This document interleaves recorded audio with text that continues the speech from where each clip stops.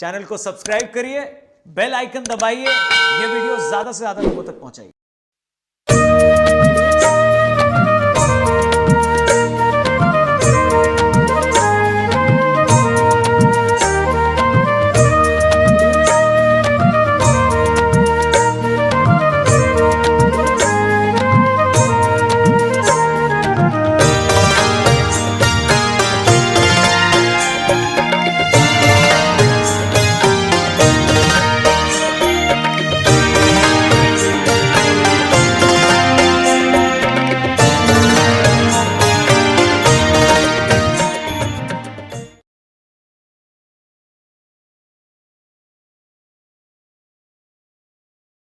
Aivalam Siddhanam Arenavayanam Siddhanam Lagoyam Yamoham Yamastu Niralam Narayam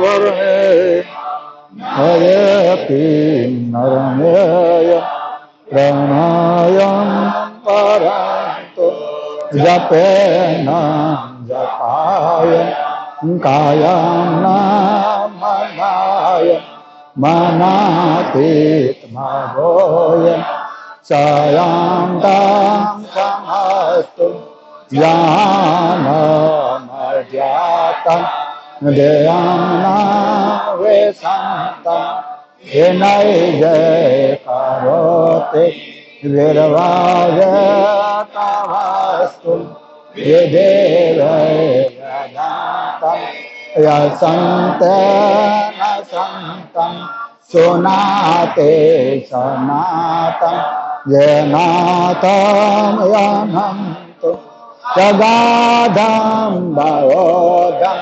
Layajan Madam Koveram Teyamam Namame Namastu आद सकर्ता Swaraj Karunesh caval कर्ता की श्री कृष्ण स्वामी महाराज की श्रीमंत करुणा सागर भगवान की श्री नरवेद सागर महाराज की श्री महान तपस्वी रघुराम महाराज की श्री परमहंस सुखानंद जी महाराज की श्री विष्णुदास जी महाराज की श्री शांतिदास जी महाराज की श्री सीतादास जी महाराज की गुरु श्री सरजूदास जी महाराज की श्री अविशदास जी महाराज की सर्व संतन की सर्वदेवन की ज्ञान संप्रदाय की गुरु गादी सारसापुरी की कैवल धाम के ग्रंथ वासन पारम समय का जय जय सत केवल साये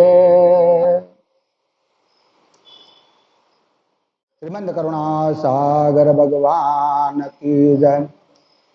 હવે સનકાદિક તો આકાશવાણી થયેલી હે પાના નંબર 292 પાના નંબર 292 હવે સનકાદિક તો આકાશવાણી થયેલી તેની મતલબ જાણીને પંચમનો લક્ષ ગુપ્ત રાખી ચતુર્વેદનો સિદ્ધાંત જે અકર્તા બ્રહ્મ છે તેને ગાતા હતા કે જે સનકાદિક હતા એ 10,004 સનકાદિકો આપણે જોયેલા નથી પહેલાને ભાઈ ભગવાન કરુણાસાગર બતાવે એ પ્રમાણે આપણે કહીએ જે સનકાદિકો બ્રહ્મદેવના પુત્ર ગણ્યા બ્રહ્માજીના આદિ બ્રહ્માજીના અને આપણે બધા પણ બ્રહ્માજીના પુત્ર ગણાય ઘાટના હિસાબ આપણે ગણિત ઉત્પત્તિને ક્રમ પ્રમાણે તો એ અકર્તા બ્રહ્મનું ચતુર્વેદનું જે અકર્તા બ્રહ્મ છે તેને ગાતા હતા વળી તેઓ ઓરલા ચતુર્વેદનું જ પ્રતિપાદન કરેલું હોય ઓરલા એટલે આ બાજુ 4 વેદ છે આ કૃત પૈકીના છે 4 વેદના આપણે બધા જાણો છો જાણે અને આપણે બધા અભ્યાસિત છે જાણે કોઈ નવાય તો છે નહીં અને આ બધું આપણે જાણ્યું છે અને તમે બધા વાંચેલું છે જાણે પણ બાપજી કહે છે કે જે સનકાદિક હતા એ ઓરલા 4 વેદનું ગુણગાન ગાતા હતા એટલે હોય પદનું જ વર્ણન કરતા હતા આ એક પ્રકાર અનાદિ શ્રીત સનકાદિકોને જાણવો આ એક પ્રકાર કેવો છે એક કરતા બ્રહ્મના જ ગુણ ગાય છે એને આમ તો વૈરાગવાન હતા અને એમ 4 વર્ષના થઈને 5મા પંચમ વેદનું જ્યારે જ્ઞાન સાંભળે ત્યારે એટલે 5મા વર્ષમાં બેસે એટલે જે પંચમ વેદ એટલે જે આકાશમાંથી જે ગતિ આવતી હતી ને એ ગતિને જાણતા હતા સનકાદિકો બધા. એટલે કોઈ આ સંસારમાં ઉભા રહેતા હતા નહીં. પણ જ્યારે જો સંસારમાં કોઈ ઉભા ના રહે તો આગળ એનો વંશવાર વધે નહીં. વળી બીજું સનકાદિકોને ભ્રાંતિ થઈ. તે કાળે પોતાના બાપ બ્રહ્મદેવ પ્રત્યે પ્રશ્ન કરતા હતા. એને ભ્રાંતિ થઈ સનકાદિકોને. એટલે બ્રહ્મદેવ એના પિતા હતા. કોના? બ્રહ્માજી, સનકાદિકોના. આ સમયે વિધાતાનો પણ સત્સંગવેદનું વિસર્જન પણ થયેલું. આમ તો સત્સંગવેદ અત્યારે છે પરમગુરુ 200-250 વર્ષ આપણે બધા જાણીએ છીએ જાણે. ત્યારે પરમગુરુ આવ્યા એટલે આપણે જાણ્યું પંચમવેદ છે એમ. પણ પંચમવેદ લુપ્ત નહોતો થયો. એની જાણને આપણે લુપ્ત થઈ ગયા હતા. જે જાણ આવતી હતી, જાણ તો આવતી હતી ને આવે છે, એ જાણને આપણે જાણતા નહોતા. એટલે થયેલું ત્યારે પછી બ્રહ્માને ચતુર્વેદનું જ્ઞાન રહેલું. તેને કરીને સનકાદિકના પ્રશ્નને વિશે બ્રહ્માને કંઈ પણ સમજ પડી નહીં. કેમ કે જે આવતી જાણની એને ભૂલાઈ ગઈ જાણે 5મા વેદની. એટલે પછી પોતાને આ બાજુની જાણ આપણે એમ જ થયો કે પંચમ વેદ એટલે આપણે જે 5મા મુખનું છેદન થયું એ બ્રહ્માજીને 5 મુખ હતા એવું આપણે જગતમાં કહેવાય છે. શિવ પુરાણ આપણે બધા કથાઓ સાંભળેલી જાણે. એ આપણે જોવા ગયા નથી. પણ જાણે આપણું પોતાનો તો આપણે અનુભવ છે જ જાણે કે આપણા માતાના ઉદરમાં આપણે બાળક હતા ત્યારે બાળક રૂપે ત્યારે આપણે રોશન સમીરાનો આપણે શ્વાસ જીવન લેતા હતા. ત્યારે આપણે કોઈ આ બહારના શ્વાસનું, બહારના 49ના જે વાયુ હતા એનું આપણે કોઈ જરૂર પડતી નહોતી જાણે. અને આ 5 તત્વોનો પણ પટ નહોતો લાગ્યો. ત્યારે આપણે અન્નજળ પણ લેવું નહોતું પડતું. અને છતાંય આપણે એક માત પિતાના રજબંધી એક હતો એમાં 9 મહિના આપણે 2 કિલો 3 કિલો અને 4 કિલોના આપણે બાળક થઈ ગયા. એનું કારણ કેવલ રોશન સમીરાનું જીવન લેતા હતા આપણે. એટલે રોશન એટલે પ્રકાશ અને જીવન સમીરા એટલે પવન. જે પ્રકાશને સમીરા એટલે પવન. માતાની નાભીમાંથી આપણી નાભી આપણું જીવન હતું. એટલે આપણે માતાની નાભીથી આપણે જીવન લેતા હતા. ત્યારે આપણે બહારનું કોઈ જીવનની જરૂર પડતી નહોતી. એટલે એ જીવન બહુ સૂક્ષ્મ છે. ત્યારે આપણે કોઈ જરૂર પડતી નથી. જ્યારે આપણે માતાના ઉદરમાંથી જેવો આપણો જન્મ થયો અને માતા સાથે આપણું નારનું છેદન થયું ત્યાર પછી આપણી નારને બાંધવામાં આવ્યું. એ બહેનોને ખબર હોય, આપણે જાણે ખબર હોય નહીં. ત્યારથી ને આપણું પંચમવેદ કપાયેલો છે. આપણી જાણ ત્યારથી આપણે ગુમાવી દીધી. પહેલા પંચમવેદની આપણે કોઈ જાણતા નથી કે 5 વેદ શિવજી ઓલા બ્રહ્માજીને 5 વેદ હતા, શિવજીએ એનું મસ્તક છેદન કર્યું, એ આપણે કોઈ જાણતા છે નહીં. એ ઓનલી આ બાજુની વાત છે. આપણે પોતાનો આપણે બધાને અનુભવ છે. ભલે આપણે જાણતા હશે કે નથી જાણતા, આપણે ખ્યાલ તો પડ્યો કે આપણે ત્યારે આપણે કોઈ જરૂર પડતી નહોતી. ખાનપાનની જરૂર નહોતી, કોઈ બહારના શ્વાસની જરૂર નહોતી પડતી, જળની કે શેની 5 તત્વોની જરૂર નહોતી પડતી. પણ ઓલી માતાના નારની હારે આપણો સંબંધ હતો એટલે આપણે એ જીવન લેતા હતા. આપણે એ આજે આપણે બધા ભૂલી ગયા છે. આપણે આ બહારનો પંચમવેદ આપણે સાંભળીએ છીએ. આપણે તમે અમે બધા આપણે ગૌરવ એ કરીએ છીએ કે અમે પંચમવેદ પરમગુરુ લાવ્યા છે અને પંચમવેદનો આપણે અભ્યાસ કરીએ છીએ. આપણા ગ્રંથોમાં લખ્યું આપણે તત્વજ્ઞાનની પર જાણ પડે, બધું આપણે કથા કરીએ, બધું કરીએ. અને આપણે કરે આ ગ્રંથે આપણે મોઢેથી આપણે કોઈ બુદ્ધિશાળી હોય, મુખે સરસ્વતી વસેલી હોય, પણ જાણે આપણે રોશન સમીરાનું પ્રણ જ્યારે જાગૃત થાય તો એ હાસો આપણો પંચમવેદ. એ આપણે અશરદબા આપણે હતા, રઘુરામ બાપજી આપણે હતા. રઘુરામ બાપજી તો 12 વર્ષ પણ લેતા જ નહોતા. જો ને અંજળે નહોતા લેતા, કાંઈ નહીં. આપણે બધા ઉમરામાં 2 તો અહીંયા આપણે સિદ્ધ કરેલી છે. એના હિસાબે તમે નામ આપણે બધા સહી આવ્યા. રઘુરામ બાપજી હિસાબે તો અહીંયા ને કે આપણે ભેગા નહોતા. એ 12 કલાક બેસી જતા હતા તો કઈ રીતે બેઠા હતા? જો કુંભક કરે તોય ન મેળ પડે. અને લેતો મુકાતો જો અંજળ લેતો એને પાછું પેશાબ પાણી જવું પડે. અને આપણી જેમ મનુષ્ય શરીરમાં જે દેહ ધારણ કર્યો હતો, પણ છતાંય એને બોલો નાભીનો પરમાણુ જાગૃત, ત્યાંથી જીવન ચાલુ કર્યું તેને. નાભીનો પરમાણુ એને એટલે બહારથી ઓલું એ સૂક્ષ્મ જીવન હોય, એટલે એને પછી ભૂખ તરસ નહીં લાગે. અને આ બધી 10 ઇન્દ્રિયોનો જે પ્રણવ હતો, આ બાજુનો પ્રણવ એને બધો બંધ કરી દો. રઘુરામ બાપજી, અશરથભાઈ બધા, એટલે 12 વર્ષ પછી એ અમુક નક્કી કરે. જેમ આપણે ઘડિયાળનો કાંટો હોય અને આપણે એમ 4 વાગ્યાનો એલાર્મ મૂકીએ, તો એ એલાર્મ આપણે 4 વાગે આપણે જગાડી દે. એમ એને સંકલ્પમાં 12 વર્ષનું એને એમ એ તો એ ક્રિયા જાણે આપણે કોઈ જાણી શકીએ નહીં, કારણ કે આપણી બુદ્ધિ જીવ બુદ્ધિની છે. અને એની ગતિ ઓરલી હતી, પરમ ગુરુની સાથે એકતા વાળી હતી. આપણી બુદ્ધિ આ બાજુ અલ્પજ્ઞ છે, એટલે આપણી બુદ્ધિને આપણે ગમે એટલું આપણે વર્ણન કરીએ તો આપણે જાણી શકીએ નહીં. પણ એ બેહતાથી તો આપણે ખબર છે, નારદીપુરમાં, હાથીપુરામાં, પછી બીજા લાલિયાલુવાના ડુંગરે, એ બધી બેહતા હતા બાપજી. અને એને કોઈ અનાજ તો કોઈ ચાખ્યું જ નથી.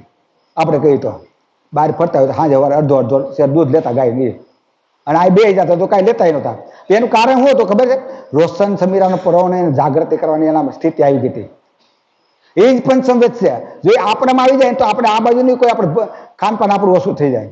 એટલે કહેવાનો મતલબ કે 5મા વેદનો બધા એમ કે પંચસંવેદ શિવજીએ કાપ્યો, એ આપણે કોઈ જાણતા છે નહીં, અને આપણે જોવા ગયા નથી.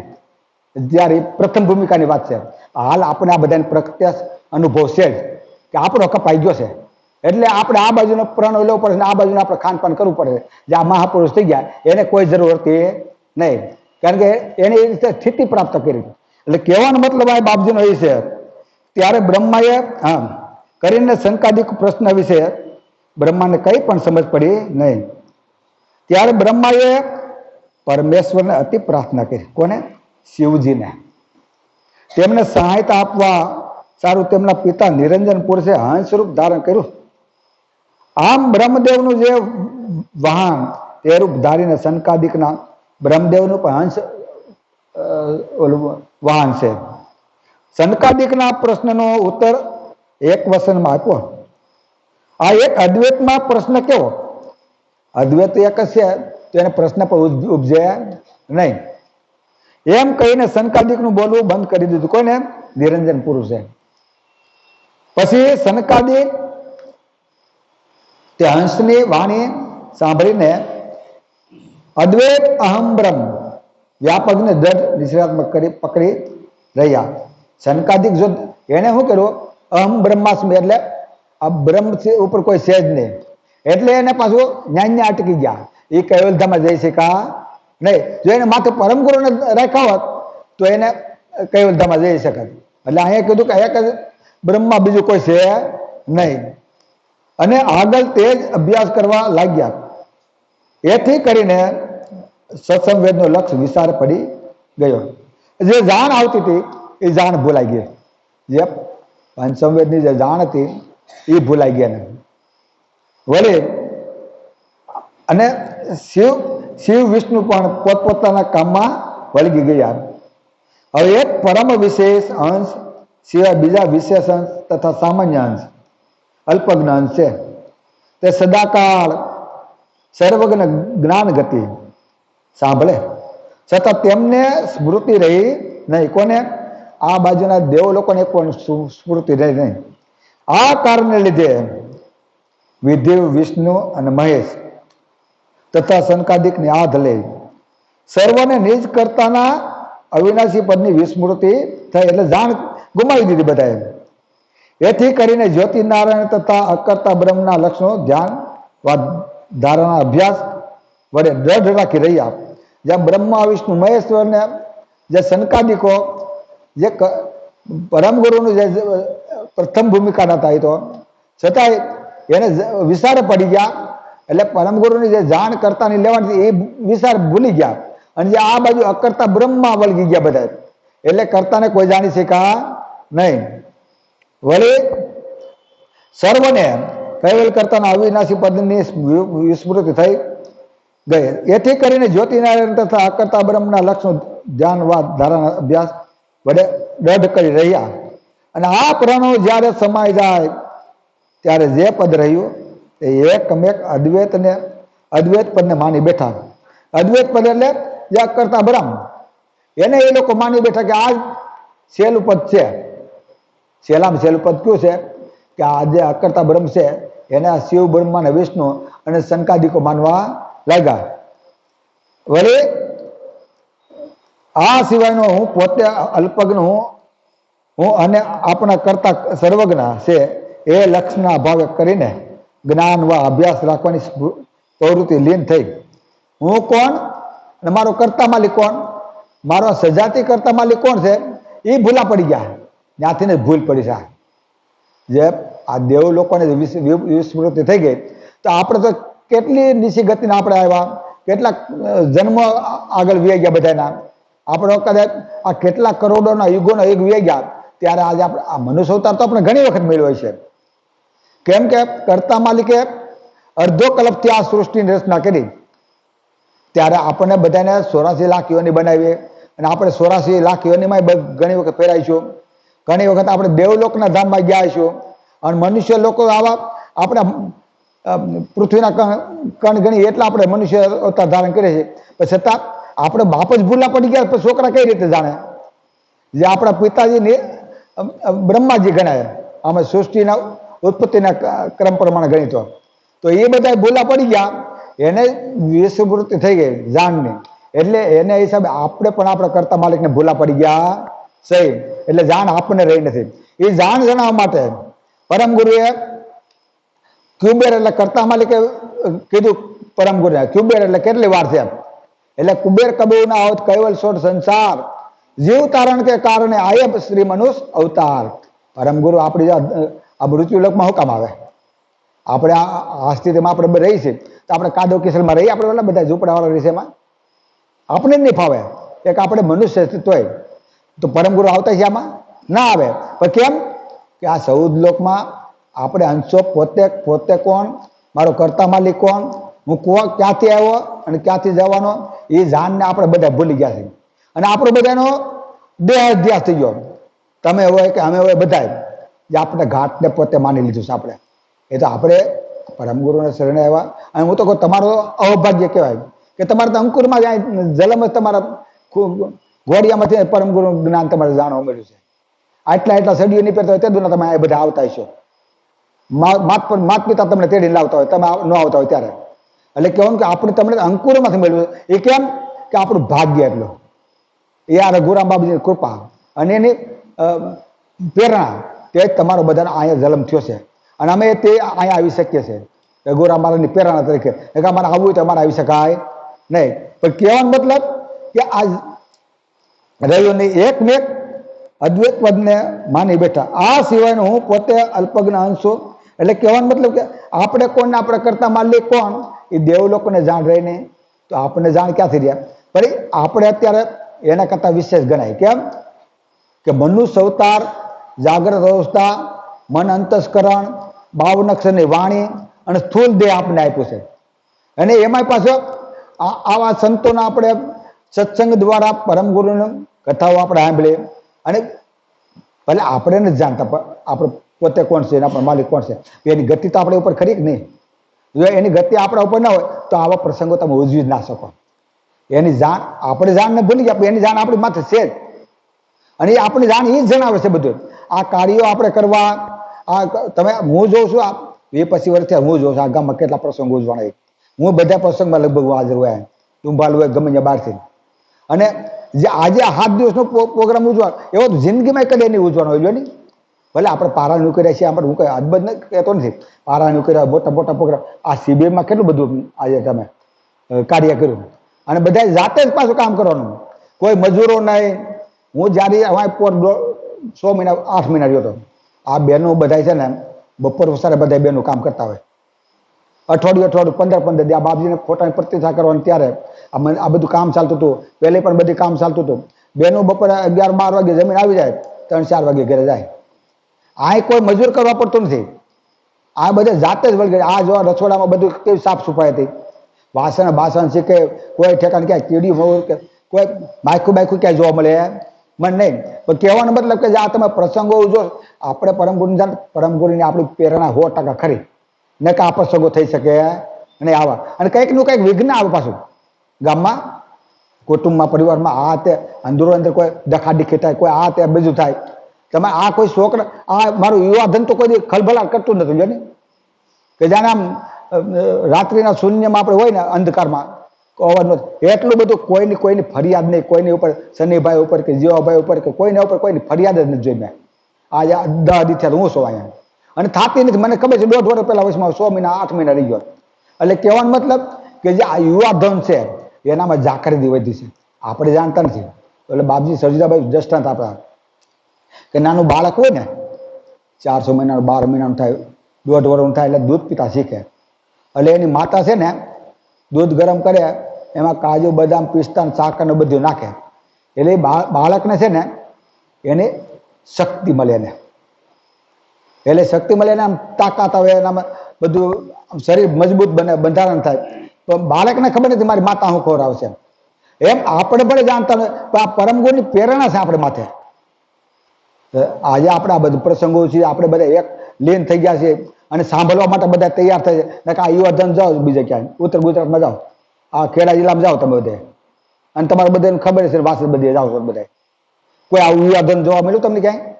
તમે ગમે ત્યાં હા ખજૂરી મળે તમને, આ બીજું કદાચ પણ બીજા ગામડામાં તમે જતા હોય તમને ખ્યાલ હોય. બાકી આ ખેડા જિલ્લામાં જાઓ તમે ક્યાંય ખેડા જિલ્લામાં ને મહેસાણા જિલ્લામાં ક્યાંય નહીં. એ નવરા પડ્યા હોય કોઈ નીકળી ગયેલા હોય ને એ બધા આવે મંદિરે, ક્યાંય હાલે નહીં એવા બધા. આ બધા યુવા અને ખરેખર બાપજી કહેતા આગલી છોડ દે પીસલી છોડ દે બીસલી પકડી લે. તે કરી શકે તો આ યુવાધન જ કરી શકે. અત્યારે જીવાભાઈ બિચારા આવે પણ એને આપણે પગ પકડી પડે. હવે એવા આપણે એવડા થઈ તો આપણે શું કરી શકવાના? કાંઈ નહીં કરી ગયા, મોઢામાંથી ગળફા નીકળતા હોય પછી તે દીધો. જે આ યુવાધનમાં જે જાગૃતિ આવી છે ને એ પરમગુરુની કૃપા છે જ. 1.5 વર્ષ થયા હું જોઉં છું અહીંયા 1.5 વર્ષ થયા વધારે આવું છું. પહેલા આવતો જતો ત્યારે આ કોઈને ઓળખતો નતો, 2 દી રહીને ગયો 3 દી રહીને ગયો. તમને કોઈ નતો ઓળખતો જ નહીં, કોઈ નામથી મને ખબર નથી કોઈને. મંદિર આવ્યો ને ખબર પડી હતી બસ, બીજું કાંઈ નહીં. હવે બધા નામ નથી આવડતા મને, હું ઓળખી જાઉં બધાને. એટલે જે આ બધા જાગૃતિ છે એ પરમગુરુની કૃપા 100% છે. અને આજે આની કરતા આગળ વધારે જાગૃતિ રહે અને આની કરતા સારા કાર્યક્રમ થયા કરશે. તો આ યુવાધન કોઈ થાકવાનું નથી. અને કોઈ ઊંઘ તો આરામ કરી નાખી બધાએ, કોઈ બધા સેવામાં વળગી ગયા. તો કોઈ ઉપર કોઈને કેવું નહીં પડતું તમે આવી જાવ એમ સમય બધા યુવાધન બધું આવી જતું બધા, જેનું જે કાર્ય હોતું એ બધા આવી જતા હતા. એટલે કહેવાનો મતલબ કે આ કારણે લીધે કોઈને સમરણ રહ્યું નહીં. અને એ અદ્વૈત બ્રહ્મને સત્ય પત્ય માનીને સર્વજનો ચિંતન કરે છે. અદ્વૈત બ્રહ્મ એટલે જે અકર્તા બ્રહ્મનો બધા આ શ્રેષ્ઠ પદ છે એવું જાણીને એનું બધું ચિંતન કરે છે. આ બ્રહ્મ તો અકર્તા છે, તેનાથી આપણા જીવ અંશ ઉત્પન્ન થતા નથી. બ્રહ્મ કેવું છે? અકર્તા છે, હિજડા જેવું છે, ચૈતનપણું જાણપણું ક્રિયાપણું એમાં છે નહીં. એટલે એમાં કોઈ ઉત્પત્તિ થાય નહીં. આ પૃથ્વી છે એમાં અંકુર ના આવો પાણી ના પડે તો કઈ પૃથ્વી એની મેળે આપોઆપ તો અંકુર ને કોઈ ઉગાડવાનું છે નહીં. એનામાં પૃથ્વીમાં અંકુર વાવી છે આપણે, અનાજ કઠોળ જે કઈ વાવી તે, અને ઉપર સઘન ગણમાં વરસાદ પડે તો એમાંથી ઉત્પન્ન થાય. પેલું અકર્તા બ્રહ્મ છે, કાયમનું છે, સદા છે, પણ એને કઈ કામ થાય નહીં. એટલે આ જે બ્રહ્મા વિષ્ણુ મહેશ્વર ને જે શંકાદિકો એનું ધ્યાન ધરવા માંડ્યા. એટલે પરમગુરુને એક બાજુ મૂકી દીધા. જે પુરુષાર્થહીન નપુસંગ હિજડા સરખું છે તેને વિશે સતંતે સાની હોય. આમ છતાં આપણે તેના અંશ છે એવું વેદ વેતાઓ તથા જ્ઞાનીઓ કહે છે. આપણે એના અંશો છે એમાં ઉત્પત્તિ નથી, એના સહી નહીં, છતાંય વેદ વેતાઓ બધા આ બાજુના વરલા એમ કે આપણે બ્રહ્મના અંશો છે. પણ છેલ્લી વાર સુધી નથી જાણતા જે આપણે તો સર્વજ્ઞ કરતાના અંશ હોય, ભીન ઉપજેલા છે. ઉપજ્યા એટલે ઉત્પન્ન થાય એટલે ભીન થાય, દ્રેત ગણાય એને. જયારે અદ્વૈત હોય ત્યારે દ્રેત ગણાય નહીં. સમુદ્રમાં પાણી હોય એટલે ભેળું ભળી ગયો, પણ નદીમાં પાણી છે એટલે દ્રેત ગણાય. જ્યાં સુધી સમુદ્રમાં પાણી ના ભરાય ત્યાં સુધી એનું દ્રેત ગણાય. જે આપણું બાળક આપણા મસ્તકમાં જે પિતાનું બુંદ એના મસ્તકમાં છે ત્યાં સુધી અદ્વૈત ગણાય. જ્યારે માતાના ઉદરમાંથી જન્મ થયો એટલે દ્વૈતમાં ગણાય. એટલે અદ્વૈત બ્રહ્મા ઉત્પત્તિ કહેવાય નહીં. આ પ્રકારે સામાન્ય તથા વિશેષ ઉભય જીવ તત્વ પદાર્થના સ્વાદમાં પોતાના બાપ સમેત ભૂલીને ફાંદામાં પડ્યા. સામાન્ય અને વિશેષ આપણા બાપ સહિત એટલે આપણા ઘાટના પિતા કોણ? તો બ્રહ્માજી. શરૂઆત તો ત્યાંથી ને થઈ ને. એટલે આપણે આ 18 વરણ અને 4 વરણ અને 18 વરણ ભેદ કેમ પાડ્યા? કે આપણો વ્યવહાર ચલાવવા માટે. આ સંસારનો બધાનો પોતપોતાના વારામાં બધાનો વ્યવહાર ચલવાય અને આગુ પાછું ન થાય એ માટે 18 વરણ. બધાના પિતા તો એક બ્રહ્માજી જ ગણાય. ઉત્પત્તિ ક્રમ ગણી તો પ્રથમ ભૂમિકાની હિસાબે. આ જીવ ગુરુગમ લક્ષ જ્ઞાન શ્રવણ કરે તો પણ ઉલટીને પાછું જોતા નથી. ઉલટીને પાછું નથી જોતા. હું કોણ છું? મારો કરતા માલિક કોણ છે? હું ક્યાંથી આવ્યો ને ક્યાંથી આવ્યો? આવન કે જય ગમના હે જાવન કે જય દ્વાર અબ નહીં પે કત યહી મમા જેનું કહત સંસાર. આપણે આ ઘાટમાં બીજા ઘાટમાં ક્યાં હતા એની પણ આપણે જાણશે નહીં. વળી અનંત જન્મથી આપણે ભૂલા પડ્યા છીએ એની આપણે જાણશે નહીં. આ ઘાટમાંથી ક્યાં જાઓ તો એની પણ આપણે જાણશે નહીં. એટલે બાપજી કે એને જ હું સંસાર કહું છું. તેમાં સંસારમાં રહ્યો છે એને સંસાર નથી કહેવાતો. એ તો કર્તા માલિકનું કૃત છે. તમે આપણા સંસારમાં રે કર્તા માલિકનું કૃત છે. એમાં કોઈ જીવનો કોઈ દોષ છે નહીં. પણ જે આપણે આવ્યા નથી, આવ્યા છે એની જાણ નથી આપણને. આ ઘાટ છોડીને આપણે ક્યાં જવું? આપણે માલિક કોણ છે અને આપણે શી ગતિ થાય એની આપણે જાણતા નથી. એને જ બાપજી કે હું સંસાર કહું છું કે છે. પેલા અમે ભગવા ધારણ કર્યા કે તમે સંસારમાં છો એટલે તમને સંસાર કહેવાતા ને. આપણે સંશય કયો રહ્યો છે હજી કે આપણે કોને આપણે કરતા માલિક કોણ છે એને આપણે જાણતા નથી. એટલે એ જ મોટો સંશય છે. એવા જેવું સાર રૂપ મુદ્દા સિવાયના અસારના ગ્રાહક થયા. જે અસારને આપણે અસારના ગ્રાહક થયા છે. અસાર એટલે કુસ્કાર આપણે ગ્રહણ કરી છે અને કણને આપણે છોડ દઈશું. વીજ શેમાં છે? કણમાં છે. જ્યાં ઘઉંની ડુંડી હોય, તમે કોઈ ખેતી કરી તમને નહીં ખબર પડે. ઘઉંની ડુંડીમાં હાવની ડુંડી આવે ને ઉપર મકાઈની જેમ.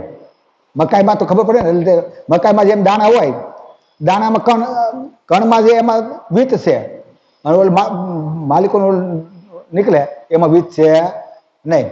એટલે કણ આપણે છોડી દઈએ છીએ.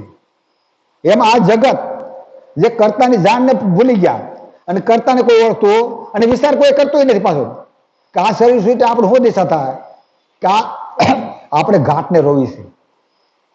મારું શરીર છૂટી જાય, તમે મારું શરીર છૂટી જાય, આપણે પારણ કરો અહીંયા કાલ છૂટી ગયો અને તમે મને રો કે બાપ જતા સારું તો કોઈક દે આવતા તો ખરા. પણ ઘાટમાં રહેલો જે અંશ છે એની હું દિશાથી કોઈ રોતું અને કોઈ વિચાર કરતું નથી. આપણે તમે હોય કમે હોય ગમે તે હોય. એટલે આપણે જ્યારે ભૂલ પડી સબાંશકુ કોણમાં કીર્તાર કે નારંદ એ કારણે આયે શ્રી કુવેર અવતાર.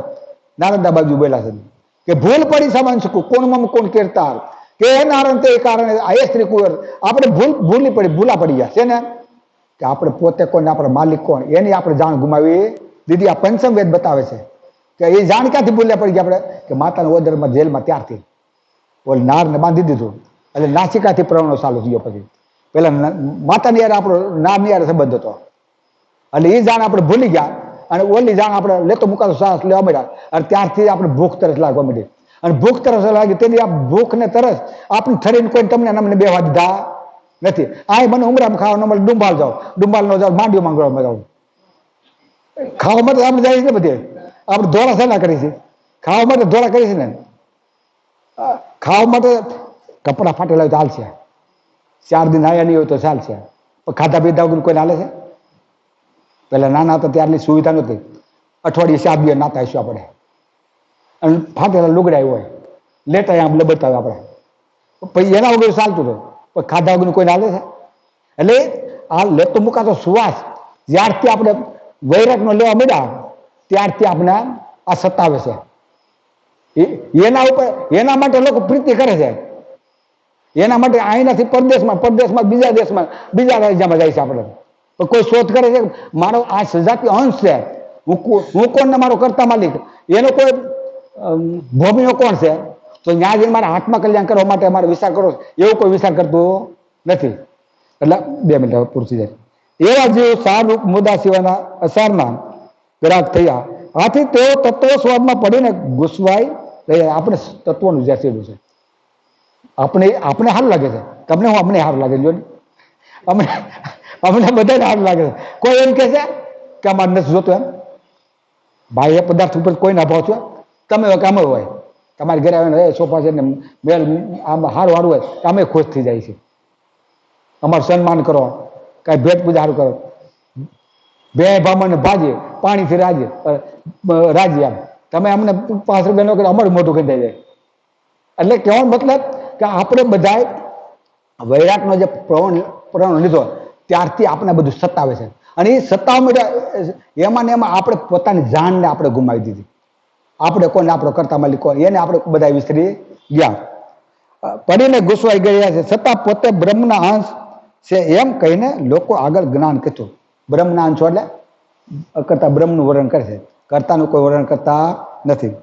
તે કેવું અને કોના જેવું છે તે વિશે દ્રષ્ટાંત કહું છું, તે હું સાંભળો. લેવું સાગર હે લઈ લો. હા, જેમ કોઈ સાહુકાર એક નગરને વિશે મહાધનવાન હોય, અરબ ખરવાની સમૃદ્ધિ વાળો હતો, તે સદા સર્વદા ન્યાય નીતિએ વિધિપૂર્વક વર્તે, કોઈ દિવસ અન્યાય ના કરે. અન્યાય કરે તો તમે ઓલા ગુનેગાર છે એમ ઠરવો ને. નીતિ નિયમે વર્તે, એ અન્યાય કરે નહીં, જૂઠું બોલે નહીં, કાંઈ કરે નહીં. એટલે સૌકાર ગુનેગાર આવે, ઓલો વાણીઓ ગુનેગાર કરે તો ઓલો રાજા એની ધન સંપત્તિ માટે કરે ને. અને નૃપતિ જે પોતાના દેશ અમલ સુધી રાજ્ય કરતો હતો, એટલે રાજા હતો, તે નગરને વિશે એક નૃપતિ એટલે રાજા જે પોતાના દેશ અમલ સુધી રાજ્ય કરતો હતો, તેની દ્રષ્ટિ પહેલા સાવકારના ધન ઉપર ગઈ. એની કોની પણ હવે સાવકારના ધન ઉપર તો ગઈ, બોલો અનીતિ કરતો નથી, એટલે કેવી રીતે એને લઈ જૂટવી લે, જેથી એક કોઈ ગુનામાં આવે તો દંડ કરીને એક અજબ દ્રવ્ય એની પાસેથી લઈ જાય. ગુનો કરે તો અજબ રૂપિયા લઈ લે આપણે એની પાસેથી. પણ તે સાહુકાર તો કોઈ દિવસ અન્યાય વર્તે નહીં, એટલે રાજાનો દાવ પણ ફાવે નહીં, રાજાનું લાગે જ નહીં. વળી તેની સંતતિ જે પુત્ર પરિવાર હતો એ સર્વ ન્યાય ચાલે, કે બધા આખા ઘરમાં ન્યાય જ કરે. તમે 3 જણા છો ટ્રસ્ટીમાં, તમે કોઈ પોતાના મંદિરમાં તમે 5 રૂપિયા કોઈ વાપરવાનું હોય તો એકાબીજા કોઈને કહી ગયા નહીં, એટલે તમને ગામના લોકો કોઈ ફરિયાદ ન કરે. તમે 5 રૂપિયા વાપરતા હોય તો કોણ કહેવાનું છે? એક આગુ પાછું કરે તો બીજાને મન થાય, અને ત્રીજો એક 3 કરતા હોય તો કોઈને કહે કે જેના હાથમાં આ નાખ્યું ખિસ્સામાં. એક વાત છે. એટલે કહેવાનો મતલબ એમ કરતા હતા. એક દિવસ એ સાવકાર મરી ગયો, સાવકાર પોતે મરી ગયો, એટલે ઓલા રાજાને એવો દાવ આવ્યો, રાજાએ બોલાવ્યો. ત્યારે રાજાએ તે સાવકારના પુત્રને બોલાવીને કહ્યું, જે તારો બાપ પર દ્વારા ગમન થયેલો હતો, એટલે બીજાના પેટે જેલમાં હતો એમ, એટલે એ સંપત્તિમાં અમારો ભાગ લાગે.